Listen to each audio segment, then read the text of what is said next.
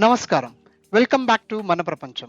మీరు ఎప్పుడైనా ఆలోచించారా? మనకి చిన్నప్పుడు మన అమ్మమ్మ, తాతయ్య ఎందుకు ఆ కథలు చెప్పారని?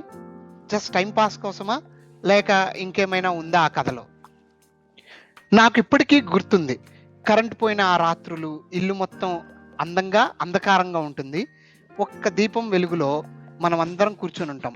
అప్పుడు అమ్మమ్మ కొంచెం గొంతు క్లియర్ చేసి స్లోగా చెప్తుంది. అనగనగా ఒక రాజు, అక్కడి నుంచి మన ప్రపంచమే మారిపోతుంది.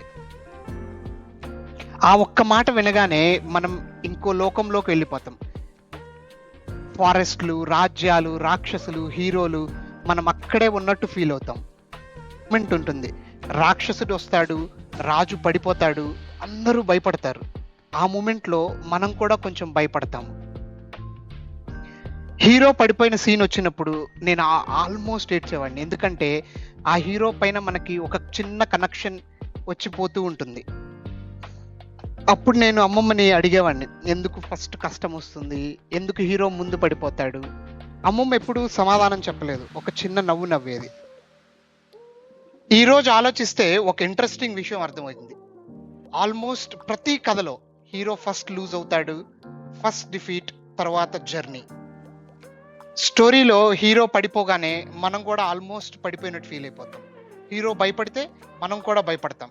అలా కథలో మన మనసు ట్రావెల్ చేస్తూనే ఉంటుంది. చెప్పే కథల్లో విలన్స్ చాలా సింపుల్‌గా ఉంటారు. రాక్షసుడు గ్రీడీగా ఉంటాడు. హీరో ఏమో పేషెన్స్‌తో ఉంటాడు. రాక్షసుడు పవర్‌తో గెలవాలని ట్రై చేస్తాడు. మరి హీరో ఏమో విజ్డమ్‌తో గెలుస్తాడు.